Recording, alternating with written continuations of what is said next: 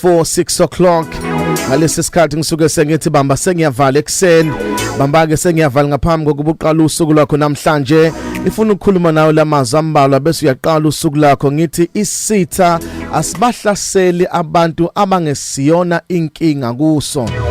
Isitha asibahlaseli abantu abangasiyo inkinga kuso isitha. Kodwa njalo si-attack abantu esuke sibabona ukuthi bayinkinga. Njalo sinikeza inkinga labantu abasuke bebonakala ukuthi kunento abayiphethe enamandla engaziphazamise nombuso wesitha. Ngamanye amagama njalo mawuyithola uhlaseleka mawuyibona unezimpi ezikufikela empilweni yakho, you need to understand ukuthi you are attacked ngoba khona into oyiphethe. Awuhlasele mawungaphethe lutho mawungenalutho. That is why kumele understand ukuthi uhlaselwa nje izinto zikuhlasela nje ngoba kukhona lento enamandla efuna ukususwa kuwena.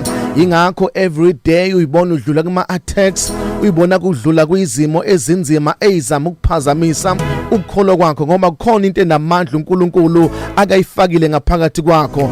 Futhi ingakho nesitha sihlale sikutest sikunyakazise ngoba sibona amandla nento uNkulunkulu akayifakile kuwena ngoba kube kuthiwa akunalutho oyiphethe.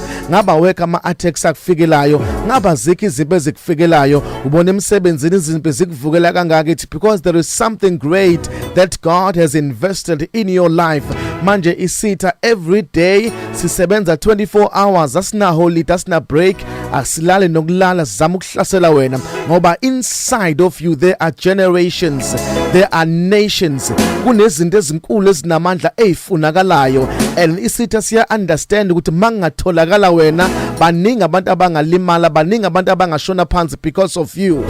Okwakho yima, remain in your position, stand grounded and understand ukuthi you are carrying so much, you are carrying so much power ngaphakathi kwakho. Ungakuvumeli ukuthi upower before the enemy, ungakuvumeli ukushesha uphosa ithawula ngoba if uphosa ithawula there are generations ozowenzela phansi, ozowabuyisela emumva, ozowadelaya. Ukuma kwakho kusho ukuthi khona abanye abantu abazosinda nabantu abazophila ngoba wena uvumanga uku-admita wangavuma nokubhawa kuyisitha.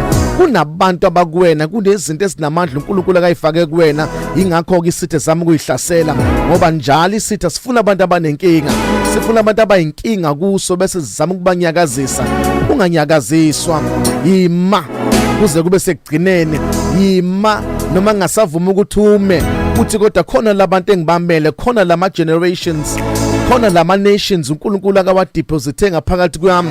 Angikwazi ukwenza kabi ngoba khona labantu engimamele. Noma ngingasavumi but remain standing. Sitha sibahlasela abantu abangasinkinga kuso kodwa kuhlasela abantu abayinkinga esitheni. My name is Phumlani Nkwanyana. You are blessed, you are favored and you are set apart. Good morning, Mega Grace Nation.